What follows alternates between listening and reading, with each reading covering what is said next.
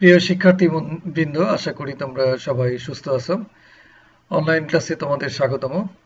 সান্তার সরকারি কলেজ আয়োজিত এই ক্লাসগুলো তোমরা আশা করি তোমরা করছো। এখানে একটা ছবি দেখতে পাচ্ছ নিশ্চয়ই। এটা একটা বেকারি শিল্প। এই শিল্পের একটা বিশেষ ব্যবহার আছে, তোমরা আজকের এই ক্লাসে তোমরা একটু জানতে পারবা এটা কোন ধরনের শিল্প এবং কোন জায়গা থেকে এসছে। তা আমি তোমাদের সঙ্গে আছি ডক্টর শাহ মোহাম্মদ মাহবুব আলম, সহকারী অধ্যাপক ও বিভাগীয় প্রধান, উদ্ভিদ বিজ্ঞান বিভাগ, সান্তার সরকারি কলেজ, বগুড়া। দ্বাদশ শ্রেণীর বিজ্ঞান বিভাগের জীববিজ্ঞান প্রথম পত্র নবম অধ্যায় থেকে উদ্ভিদ শারীরতত্ত্ব নিয়ে আলোচনা করছিলাম এবং বিষয়টি ছিল শ্বসন। শ্বসনের আজকের ক্লাসে আমরা জানব অবাধ শ্বসন কি, সবাত এবং অবাধ শ্বসনের মধ্যে যে বিষয়টা আছে, যে পার্থক্য সেটি, এবং অবাধ শ্বসনের সঙ্গে ফার্মেন্টেশনের পার্থক্য জানব। আজকের শিখন ফল সবাত অবাধ শ্বসনের মধ্যে পার্থক্য করতে পারবে তোমরা, শ্বসনিক হার কি ব্যাখ্যা দিতে পারবে, ফার্মেন্টেশন বিশ্লেষণ করতে পারবে, শ্বসনের গুরুত্ব সম্পর্কে বলতে পারবে।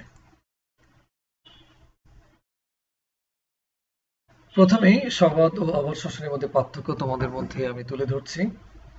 সবাত শ্বসনের এটি তোমরা জানো যে সবাত অ্যারোবিক রেসপিরেশন অর্থাৎ অক্সিজেনের উপস্থিতিতে এটি সংঘটিত হয় এবং পাইরুভিক অ্যাসিডের জারণ ঘটে। অবাধ শ্বসনে কিন্তু অ্যারোবিক রেসপিরেশন, এখানে অক্সিজেনের অনুপস্থিতিতে পাইরুভিক অ্যাসিডের জারণ ঘটে। সবাত শ্বসনের অক্সিজেনের সাথে সাথে যে কার্বন ডাইঅক্সাইড অধিক পরিমাণ নির্গত হয়। আমরা জানি যে অক্সিজেন দরকার হয়, আমরা শ্বসনে অক্সিজেন গ্রহণ করি, কার্বন ডাইঅক্সাইড ত্যাগ করি। তো এই অধিক পরিমাণ কার্বন ডাইঅক্সাইড নির্গত হয় সবাত শ্বসনে। অন্যদিকে অবাধ শ্বসনে কিন্তু কার্বন ডাইঅক্সাইড কম পরিমাণ নির্গত হয়। সবাত শ্বসনে পানি উৎপন্ন হয়, কিন্তু অবাধ শ্বসনে পানি উৎপন্ন হয় না। সবাত শ্বসনের ক্ষেত্রে আমরা দেখব যে অ্যালকোহল বা ল্যাকটিক অ্যাসিড উৎপন্ন হয় না, কিন্তু অবাধ শ্বসনের ক্ষেত্রে অ্যালকোহল অথবা ল্যাকটিক অ্যাসিড উৎপন্ন হয়। সবাত শ্বসন এটি উঁচু স্তরের উদ্ভিদ এবং প্রাণীতে ঘটে। অবাধ শ্বসন কেবলমাত্র নিম্ন শ্রেণীর কতক উদ্ভিদে, যেমন ব্যাকটেরিয়া, ছত্রাক। তাছাড়াও যখন অক্সিজেনের ঘাটতি হয় উচ্চ শ্রেণীর উদ্ভিদ বা প্রাণীতে, সেখানে অবাধ শ্বসন হতে পারে। সবাত শ্বসনে 38টি এটিপি উৎপন্ন হয়, অন্যদিকে অবাধ শ্বসনে মাত্র 2টি এটিপি উৎপন্ন হয়।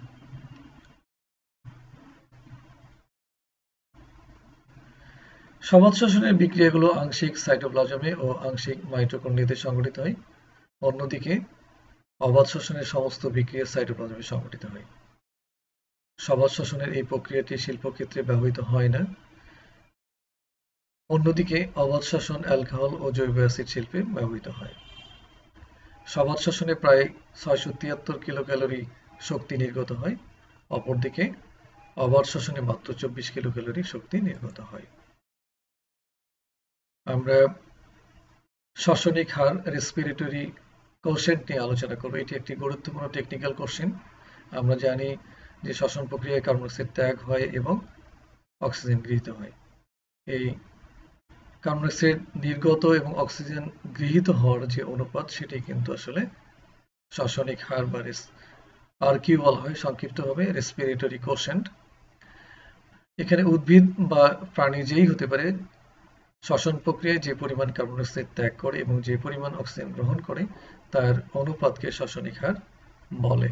অর্থাৎ RQ equal to amount of released carbon dioxide divided by amount of accepted oxygen. শ্বসনিক হার। অবাধ শ্বসনে অক্সিজেন প্রয়োজন হয় না, সেক্ষেত্রে শ্বসনিক কোশেন্ট প্রযোজ্য হয় না। শ্বসনিক কোশেন্ট শ্বসনিক বস্তুর উপর নির্ভরশীল। শ্বসনিক বস্তুর ভিন্নতার সঙ্গে সঙ্গে শ্বসনিক কোশেন্টও ভিন্ন হয়। উদাহরণ: শ্বসনিক বস্তু গ্লুকোজ হলে শ্বসনের বিক্রিয়া নিম্নরূপ।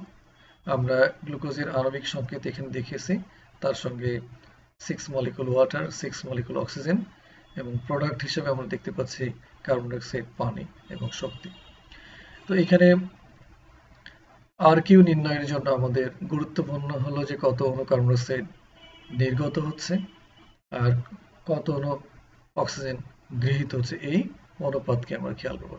তাহলে গ্লুকোজ যদি শ্বসনিক বস্তু হয় সেক্ষেত্রে C6H12O6, আমরা গ্লুকোজ অণুর মধ্যে কার্বন 6টি আছে, তাহলে উৎপাদিত কার্বন ডাই অক্সাইড কিন্তু এই গ্লুকোজ অণুর সংখ্যার উপর নির্ভর করবে। এখানে 6টি কার্বন আছে, অতএব 6 মলিকুল কার্বন ডাই অক্সাইড তৈরি হবে। অন্যদিকে হাইড্রোজেন যতটি থাকবে তার অর্ধেক পানি তৈরি হবে। হাইড্রোজেন এখানে আছে 12 আর পানির সঙ্গে আছে 24, তাহলে এর অর্ধেক 12 মলিকুল ওয়াটার তৈরি হবে। So RQ equal to 6 molecule carbon dioxide divided by 6 molecule oxygen equal to 6/6 equal to 1। তাহলে গ্লুকোজ যদি শ্বসনিক বস্তু হয় তাহলে আমাদের আরকিউ হবে 1 হবে। আমরা আরো কিছু উদাহরণ দেখতে থাকি যে শ্বসনিক হারের ক্ষেত্রে জৈব অ্যাসিড যদি হয় সেক্ষেত্রে শ্বসনিক বস্তু যদি জৈব অ্যাসিড হয় তাহলে কি হতে পারে, তখন আরকিউ এর মান 1 এর বেশি হবে, কারণ জৈব অ্যাসিডে কার্বন ডাই অক্সাইডের পরিমাণ অর্থাৎ যে নির্গত কার্বন ডাই অক্সাইড ত্যাগ করে তার পরিমাণ অক্সিজেন অপেক্ষা বেশি হয়, ফলে আরকিউ এর মান 1 এর চেয়ে বেশি হবে। উদাহরণ হচ্ছে শ্বসনিক বস্তু যদি ম্যালিক অ্যাসিড হয় তাহলে শ্বসনের বিক্রিয়া হবে নিম্নরূপ। তোমরা ম্যালিক অ্যাসিড জানো যে আপেলে ম্যালিক অ্যাসিড থাকে, আমরা দেখি C4H6O5, এটি হচ্ছে ম্যালিক অ্যাসিডের আণবিক সংকেত। এর সঙ্গে কত অক্সিজেন লাগবে আমরা এটা রেড কালার দিয়ে চিহ্নিত করেছি, কারণ অক্সিজেনটা আমরা পরে দেখাবো। ইকুয়াল টু আমরা বলেছি যে যতটি কার্বন থাকবে ঠিক তত মোল কার্বন ডাইঅক্সাইড রিলিজ হবে। তাহলে এখানে C4 4টি কার্বন আছে, 4 মলিকুল কার্বন ডাইঅক্সাইড তৈরি হলো বা নির্গত হলো। অপরদিকে হাইড্রোজেন আছে 6টি, এর অর্ধেক কিন্তু পানি তৈরি হবে, 3 মলিকুল ওয়াটার। তো এই ডান দিকের যে প্রোডাক্টগুলো তৈরি হলো সেখান থেকে আমরা হিসাব করব অক্সিজেন বাম দিকে কতটি লাগবে, অর্থাৎ গৃহীত অক্সিজেনের পরিমাণ কতটুকু হবে। তাহলে আমরা ডান দিকে দেখি 4 × 2 8টি অক্সিজেন, এখানে 3টি 11টি অক্সিজেন। এই 11 থেকে যদি আমরা এখানে আমাদের যে ম্যালিক অ্যাসিডের মধ্যে আছে 5টি, তাহলে 11 থেকে 5টি বিয়োগ করলে হয় 6টি। তাহলে এখানে 3 মলিকুল 3 × 2 6, অর্থাৎ 3 মলিকুল অক্সিজেন আছে। অতএব আমাদের আর কিউ খুব সহজেই গেল যে আমাদের নির্গত কার্বন ডাই অক্সাইড হচ্ছে 4টি, 4 মলিকুল, গৃহীত অক্সিজেন হচ্ছে 3 molecule, equal to 4/3 equal to 1.33। তাহলে আর কিউ আমরা দেখতে পাচ্ছি জৈব অ্যাসিডের ক্ষেত্রে 1 এর বেশি, 1.33। আমরা আরো কিছু উদাহরণ দেখতে থাকি। শ্বসনিক বস্তু যদি টার্টারিক অ্যাসিড হলে শ্বসনে বিক্রিয়া নিম্নরূপ। টার্টারিক অ্যাসিড তেঁতুলে পাওয়া যায়, যে তেঁতুলটি আমরা আচার হিসেবে খেয়ে থাকি, সেটি টক, কেউ চাটনি হিসেবে খেতে পারে। তো টার্টারিক অ্যাসিডের আমরা সংকেত, আণবিক সংকেত দেখো, এখানে C4H6O6 কিন্তু 2 মলিকুল দিয়ে করতে হয়, এবং সেই ক্ষেত্রে আমাদের খেয়াল করো যে কার্বন সংখ্যা আছে এখানে 4 × 2 মানে 8, তাহলে আমাদের উৎপাদিত কার্বন ডাইঅক্সাইড হবে 8 মলিকুল। আর হাইড্রোজেনের পরিমাণ আছে এখানে এই 6 × 2 মানে 12, তাহলে 12টি যদি হাইড্রোজেন থাকে তাহলে অর্ধেক তৈরি হবে পানি, 6 মলিকুল ওয়াটার। আর এইখানে ডান দিকের অক্সিজেনের যে প্রোডাক্ট তৈরি হলো তার থেকে অক্সিজেনের হিসাব আমরা বের করব।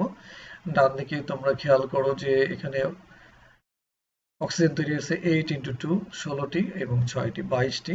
এই 22টি থেকে আমরা যদি বিয়োগ করি আমাদের 6 × 2 12টি, কারণ টার্টারিক অ্যাসিডের ও 6 × 2 12টি, তাহলে 22 থেকে 12টা বিয়োগ করলে আমাদের হবে 10টি, তাহলে 10টি মানে এখানে 5 মোল অক্সিজেন।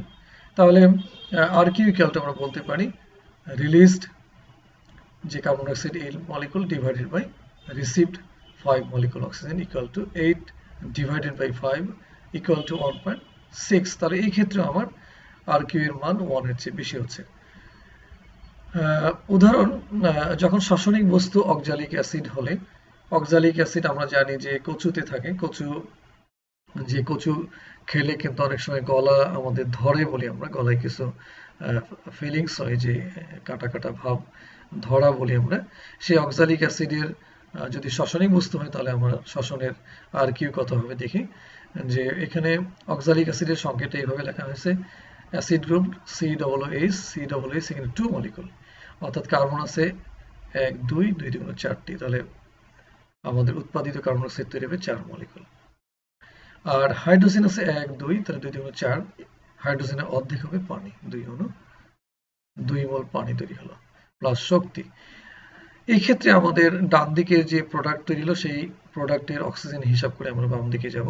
এখানে দেখো অক্সিজেন তৈরি হয়েছে 4 × 2 8, এখানে তৈরি হয়েছে 2, তাহলে এই ক্ষেত্রে হচ্ছে 10টি। এই 10টি আমার ডান দিকের, কিন্তু বাম দিকে আমাদের হাতে আছে 1 2 3 4 4 2 8টি, তাহলে 10টা থেকে 8টি বিয়োগ করলে হবে থাকে 2টি। এই 1 মলিকুল অক্সিজেন এখানে হচ্ছে, তাহলে আমাদের RQ equal to released 4 molecule carbon dioxide এখানে পেয়েছি divided by 1 molecule oxygen, so 4 divided by 1 equal to 4। তাহলে এই ক্ষেত্রে অক্সালিক অ্যাসিডের ক্ষেত্রে কিন্তু RQ এর মান আরো বেশি, 4 দেখা যাচ্ছে এখানে। অনুরূপভাবে আমার চর্বি জাতীয় পদার্থ যদি শ্বসনিক বস্তু হয় তাহলে RQ এর মান 1 এর চেয়ে কম হবে, কারণ চর্বি জাতীয় পদার্থ সম্পূর্ণ জারিতে অতি বেশি পরিমাণ অক্সিজেনের প্রয়োজন হয়। উদাহরণস্বরূপ আমরা শ্বসনিক বস্তু যদি ট্রাইপ্যামিটিন ও প্যামিটিক অ্যাসিড হয় তাহলে সেই ক্ষেত্রে আমরা দেখি কি হতে পারে। তো ট্রাইপ্যামিটিনের কিন্তু আণবিক সংকেত C51H98O6, এটি 2 মলিকুল।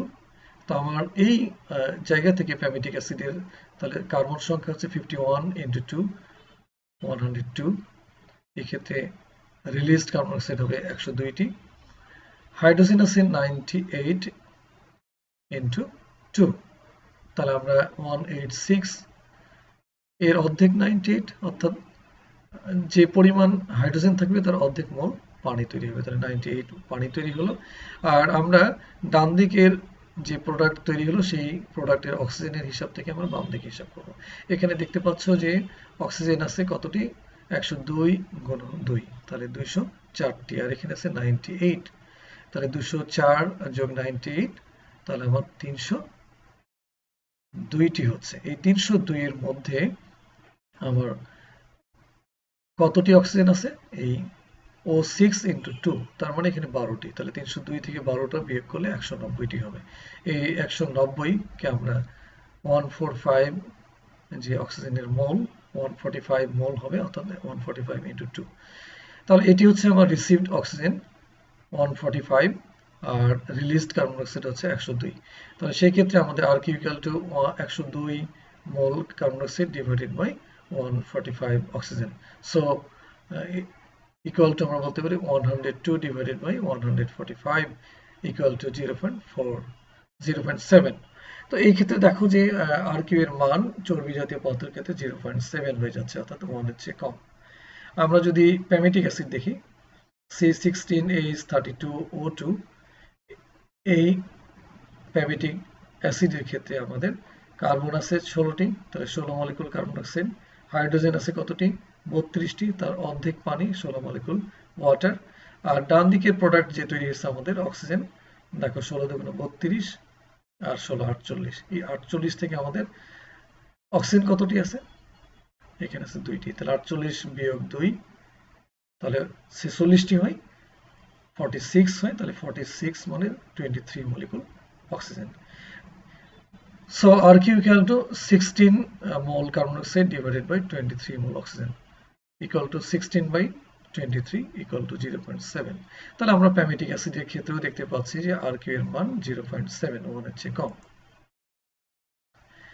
এখন আমরা ফার্মেন্টেশন বা গাঁজানো এই প্রক্রিয়াটি সম্পর্কে জানবো। যে অবাধ শ্বসনের ক্ষেত্রে আমরা জানি যে উচ্চ শ্রেণীর উদ্ভিদ বা প্রাণীতে যখন অক্সিজেনের ঘাটতি হয় সেই ক্ষেত্রে কিন্তু অবাধ শ্বসন কখনো কখনো হয়, এবং আমরা যারা দৌড়বিদ, দৌড় প্রতিযোগিতা করে, অলিম্পিক দৌড়ে হতে পারে, এত দ্রুত দৌড়বিদ বা রানাররা দৌড়ায় যে তাদের মাসল বা পায়ের পেশিতে টান পড়ে।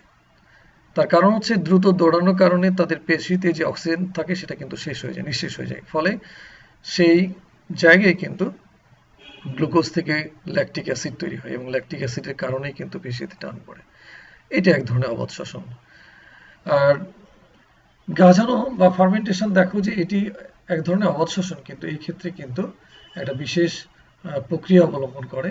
এটা তরল পদার্থ থাকে এবং অণুজীবগুলো এখানে অ্যাক্টিভেশন হয়, অণুজীবগুলো অ্যাক্টিভেশন হয়ে তাদের দেহ থেকে কিন্তু এনজাইম বাইরে রিলিজ করে। তো উদাহরণস্বরূপ আমরা দেখব যে জৈবনিক প্রক্রিয়ায় কোষের বাইরে অক্সিজেনের অনুপস্থিতিতে, দেখো কোষের বাইরে অক্সিজেনের অনুপস্থিতিতে এনজাইমের প্রভাবে আণবিক অক্সিজেন বা ইলেকট্রন প্রবাহতন্ত্রের সাহায্য ছাড়া জৈব বস্তুর আংশিক জারণে আংশিক শক্তির মুক্তি ঘটে, তাকে গাজানো বা ফার্মেন্টেশন বলে। এই প্রক্রিয়া সাধারণত কতগুলো ছত্রাক, ব্যাকটেরিয়া এবং অণুজীবে দেখা যায়। আমরা তাল গাছের যে রস তোমরা দেখেছো, যে তাল গাছের রস যদি একটা মাটির পাতিলে বা মাটির কলসে যদি রাখি, কিছুদিন পরে ওর মধ্যে অ্যালকোহল তৈরি হয়, সেটি কিন্তু ইথাইল অ্যালকোহল, আমরা তাড়ি বলে থাকি। সেই ইথাইল অ্যালকোহল তৈরির ক্ষেত্রে কিন্তু অণুজীব কাজ করবে, সেখানে ব্যাকটেরিয়া অথবা ছত্রাক অ্যাক্টিভেশন হবে এবং ছত্রাক বা ব্যাকটেরিয়ার দেহ থেকে এনজাইম বাইরে রিলিজ হবে এবং তালের রস যে তরল, সেই তরল পদার্থে কিন্তু গ্লুকোজ থাকে, গ্লুকোজটা ভেঙে তখন আমাদের ইথাইল অ্যালকোহল তৈরি হবে, যেটাকে আমরা একটু নেশা জাতীয় মনে করে অনেকে। তার সঙ্গে কার্বন ডাইঅক্সাইড এবং অল্প পরিমাণ শক্তি রিলিজ হবে। তো দেখো যে এই প্রক্রিয়ার সাধারণত কতগুলো ছত্রাক, ব্যাকটেরিয়া এবং অণুজীবে দেখা যায়। গ্লুকোজ থেকে আমরা দেখতে পাচ্ছি জাইমেজ এনজাইম এখানে অ্যাক্টিভেশন হয়ে C2H5OS, এটিকে ইথাইল অ্যালকোহল বা ইথানল বলা হয়, এটি তৈরি হবে, কার্বন ডাইঅক্সাইড এবং অল্প পরিমাণ শক্তি নির্গত হবে। এটি হচ্ছে তাহলে ফার্মেন্টেশন। তাহলে ফার্মেন্টেশনের ক্ষেত্রে আমাদের একটা বিশেষ কিছু কন্ডিশন, যে এটি হবে কোষের বাইরে, অক্সিজেন থাকতে পারবে না এবং এনজাইমটা অণুজীব থেকে বাইরে আসবে, এসে কিন্তু তরল মাধ্যমে এসে তার কার্যাবলী প্রদর্শন করবে এনজাইম, এবং এখানে কিছু অণুজীব, ব্যাকটেরিয়া বা ছত্রাক এই প্রক্রিয়ায় অংশগ্রহণ করবে। আমরা অবাধ শ্বসন এবং ফার্মেন্টেশনের মধ্যে পার্থক্য নির্ণয় করব। খুব সহজভাবে চিন্তা করব যে অবাধ শ্বসন জীবিত কোষের মধ্যে হয়, অর্থাৎ কোষের মধ্যে ঘটবে। অবাধ শ্বসন কোষের বাইরে ঘটে। এখানে ফার্মেন্টেশন কোষের বাইরে ঘটে, অবাধ শ্বসন নয়, ফার্মেন্টেশন কোষের বাইরে ঘটে, জীবিত কোষের বাইরে। আর উঁচু শ্রেণীর উদ্ভিদে ও প্রাণীতে অক্সিজেনের অভাবে কিন্তু অবাধ শ্বসন হয়, যেটি আমি অলরেডি বলেছি যে due to lack of oxygen কখনো কখনো উঁচু শ্রেণীর উদ্ভিদে অবাধ শ্বসন, এটি প্রাণীতেও হতে পারে। আর ফার্মেন্টেশন ব্যাকটেরিয়া, ছত্রাক এর মতো নিম্ন শ্রেণীর উদ্ভিদে কিন্তু সংঘটিত হয়, এটি ফার্মেন্টেশন হয়। আমরা কোনো মাধ্যমের প্রয়োজন হয় না অবাধ শ্বসনের, কিন্তু ফার্মেন্টেশনের ক্ষেত্রে কিন্তু তরল মাধ্যম, অর্থাৎ আমরা যে বলেছিলাম তালের রসটা কিন্তু লিকুইড ছিল, তরল ছিল, সেই মাধ্যমে এটা প্রয়োজন হয় ফার্মেন্টেশন করতে। এনজাইমের কোষের মধ্যে সৃষ্ট বিভিন্ন এনজাইম বিক্রিয়ায় অংশগ্রহণ করে, যেমন কার্বক্সিলেজ। ফার্মেন্টেশনের ক্ষেত্রে কিন্তু কোষ থেকে নির্গত বিভিন্ন এনজাইম কোষের বাইরে নিঃসৃত হয়ে বিক্রিয়া অংশগ্রহণ করে, যেমন জাইমেজ এনজাইম। দেহের অভ্যন্তরীণ গ্লুকোজ ব্যবহৃত হয় অবাধ শ্বসনে, আর ফার্মেন্টেশনের ক্ষেত্রে বাহ্যিক গ্লুকোজ ব্যবহৃত হয়। কোষের মধ্যে সৃষ্ট বিভিন্ন এনজাইম বিক্রিয়ায় অংশগ্রহণ করে অবাধ শ্বসনের ক্ষেত্রে, আর কোষ থেকে নির্গত বিভিন্ন এনজাইম কোষের বাইরে নিঃসৃত হয়ে বিক্রিয়ায় অংশগ্রহণ করে। এই হচ্ছে মোটামুটি অবাধ শ্বসন এবং ফার্মেন্টেশনের মধ্যে পার্থক্য। এখন আমি শ্বসনের কিছু গুরুত্ব, ইম্পর্টেন্স অফ রেসপিরেশন নিয়ে আলোচনা করব। প্রথমে হচ্ছে শক্তি উৎপাদন। উদ্ভিদ দেহে সংঘটিত জৈবনিক প্রক্রিয়ার জন্য প্রয়োজনীয় শক্তি আসে শ্বসন প্রক্রিয়ার মাধ্যমে, অর্থাৎ বায়োলজিক্যাল যে প্রসেসগুলো জীবদেহে সংঘটিত হয় বা উদ্ভিদ দেহে, তার জন্য যে প্রয়োজনীয় শক্তি সেটি কিন্তু শ্বসন থেকে আসে। কাজেই শক্তি উৎপাদনের জন্য উদ্ভিদ জীবনের শ্বসন প্রক্রিয়ার প্রকৃত গুরুত্ব কিন্তু বিদ্যমান। আবার কার্বন ডাইঅক্সাইডের ব্যবহার, আমরা জানি শ্বসনে নির্গত হয় কার্বন ডাইঅক্সাইড, এর ব্যবহারটা করে কে? সবুজ উদ্ভিদ সালোক সংশ্লেষণে এরা ব্যবহার করে শর্করা জাতীয় খাদ্য উৎপন্ন করে, বিপাকীয় শক্তি যোগান। উদ্ভিদে পুষ্টি মূলের শোষণে, অর্থাৎ অ্যাবজর্পশনে যে বিপাকীয় শক্তির প্রয়োজন হয় তা শ্বসন থেকে আসে। শ্বসনের হার কমে গেলে পুষ্টিমূলের অ্যাবজর্পশনটাও কমে যায়, ফলে বিপাকীয় কাজ ব্যাহত হয়। আমাদের যে ক্যাটায়ন অ্যানায়ন মলগুলো আছে, অর্থাৎ খনিজ লবণগুলো আছে উদ্ভিদ কিন্তু মূললোমের সাহায্যে মাটি থেকে শোষণ করে। এই শোষণের জন্য যে বিপাকীয় শক্তির প্রয়োজন হয় সেটি কিন্তু শ্বসন থেকে আসে। অতএব শ্বসনের হার কমে গেলে এই পুষ্টিমূলের অ্যাবজর্পশনটাও কিন্তু কমে যায়। কোষ বিভাজনের জন্য প্রয়োজনীয় শক্তি এবং কিছু আনুষঙ্গিক পদার্থ শ্বসন প্রক্রিয়া থেকে আসে। কোষ বিভাজনের ভূমিকার দ্বারা উদ্ভিদ দৈহিক বৃদ্ধি নিয়ন্ত্রণ করে। অর্থাৎ আমরা বলতে পারি যে কোষ বিভাজনের জন্য যে এনার্জি দরকার সেটি কিন্তু রেসপিরেশন থেকে আসে, আর কোষ বিভাজন হলেই দৈহিক বৃদ্ধি ঘটে, এবং এটি আমাদের একটা গুরুত্বপূর্ণ বিষয়। যৌগ সংশ্লেষণ। শ্বসন প্রক্রিয়ায় উৎপন্ন বিভিন্ন যৌগ উদ্ভিদে amino acid, nucleic acid, glycerol, fatty acid, lipid ইত্যাদি কিন্তু সিনথেসিস হয়। এই সিনথেসিস কিন্তু শ্বসন প্রক্রিয়ায় উৎপন্ন বিভিন্ন যৌগ, অর্থাৎ যে প্রোডাক্টগুলো শ্বসন প্রক্রিয়ায় তৈরি হয় সেগুলো কিন্তু অ্যামিনো অ্যাসিড বা নিউক্লিক অ্যাসিড বা ফ্যাটি অ্যাসিড বা লিপিড সিনথেসিসে কাজে লাগে। এটি একটি গুরুত্ব রেসপিরেশনের। বিভিন্ন শিল্পে অবাধ শ্বসন ও ফার্মেন্টেশনের ব্যবহার। আসলে এখানে বিভিন্ন শিল্পে, যেমন ওষুধ শিল্পে, মদ শিল্পে, দুগ্ধ শিল্পে, মাংস জাতীয় পদার্থ উৎপাদনে, বেকারি শিল্পে, যেটি আমি প্রথম স্লাইডটি তোমাদের দেখাচ্ছিলাম যে বেকারি শিল্প, সেটি পাউরুটি তৈরি হতে পারে, রুটি হতে পারে, ইভেন কেক তৈরির ক্ষেত্রে কিন্তু বেকারি শিল্পে আমরা ফার্মেন্টেশনের গুরুত্ব এবং অবাধ শ্বসনের গুরুত্ব বিদ্যমান। আমি তোমাদের এই সংক্ষিপ্ত সেশনটি শেষ করলাম। তোমাদের কিছু দলীয় কাজ দিতে চাই যে অবাধ শ্বসন সবাধ শ্বসনের মধ্যে তুলনামূলক একটা বিশ্লেষণ তোমরা দেখাবা। গ্রুপ এ এর জন্য এটি থাকলো। গ্রুপ এ অর্থাৎ জোড় সংখ্যক রোলধারী, অপরদিকে গ্রুপ বি যাদের বিজোড় রোল, তোমরা ফার্মেন্টেশন পদ্ধতির যে ব্যাখ্যা সেটি লিপিবদ্ধ করে আমাকে দেখাবা। So thanks to all for patience hearing. আমি যে কথাগুলো বললাম তোমরা ধৈর্য সহকারে শুনলে, আশা করি তোমাদের ভালো লেগেছে। যদি কোনো জায়গায় কোনো রকম অসঙ্গতি বা ভুল থাকে তোমরা আমাকে ইনফর্ম করবা, আমি চেষ্টা করব সেগুলো সংশোধন করার জন্য। এই বিশ্ব যে কোভিড-19 আক্রান্ত এবং এর থার্ড ওয়েভ শুরু হতে যাচ্ছে, আমি আশা করব তোমরা সরকার ঘোষিত যে স্বাস্থ্যবিধি সেগুলো মেনে চলবা, অর্থাৎ বারবার সাবান পানি দিয়ে হাত ধোয়া, আবার বাইরে গেলে অবশ্যই মাস্ক এবং হ্যান্ড গ্লোভস পরবা এবং সামাজিক যে দূরত্ব সেটা বজায় রাখবা।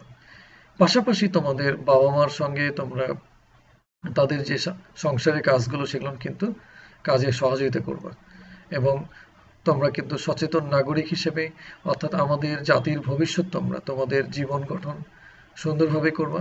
সমাজে যে অসঙ্গতিগুলো আছে সেই অসঙ্গতি থেকে নিজেকে কিন্তু দূরে রাখবা। তার মধ্যে হতে পারে যেমন তোমাদের নৈতিক অবক্ষয় অনেক দেখতে পাচ্ছি, সেটা থেকে নিজেকে রক্ষা করবা। পাশাপাশি মাদকদ্রব্য সেবনের ঘটনাও কিন্তু আমাদের সমাজে বিদ্যমান এবং এটি একটি মারাত্মক ইফেক্ট আসে একটি সংসারের ক্ষেত্রে, সেটি সমাজ এবং রাষ্ট্রের ক্ষেত্রে হতে পারে। এবং মাদক যে গ্রহণ করে, গ্রহণকারীর কিন্তু শারীরিক এবং মানসিক যে ক্ষতি এবং সে রিয়াকশন সে কিন্তু মারাত্মক। তোমরা এগুলো কিন্তু জানতে থাকবা এবং সচেতনভাবে এগুলো থেকে নিজেকে দূরে রাখবা। পাশাপাশি করোনাকালীন পরিস্থিতিতে তোমরা কিভাবে এই সংকটকালীন অবস্থা উত্তরণ করতে হয়, তোমাদের যে অভিজ্ঞতাগুলো আসছে সেগুলো কাজে লাগাবা। অর্থাৎ আমরা এখন তোমাদের অনলাইন ক্লাসের মাধ্যমে তোমাদের পাঠ কার্যক্রম শেষ করব। আশা করি তোমরা কিন্তু ক্লাসগুলো মিস করবে না। আমি বিশ্বাস করি তোমরা ক্লাসগুলো করছো নিয়মিত এবং তোমাদের বাবা মাকে সাহায্য করছো। সবশেষে তোমাদের ভবিষ্যৎ জীবন, সুন্দর জীবন কামনা করি এবং সুস্বাস্থ্য কামনা করে কোভিড-19 তোমরা সুস্থ থাকো, সুন্দর থাকো। ধন্যবাদ সবাইকে।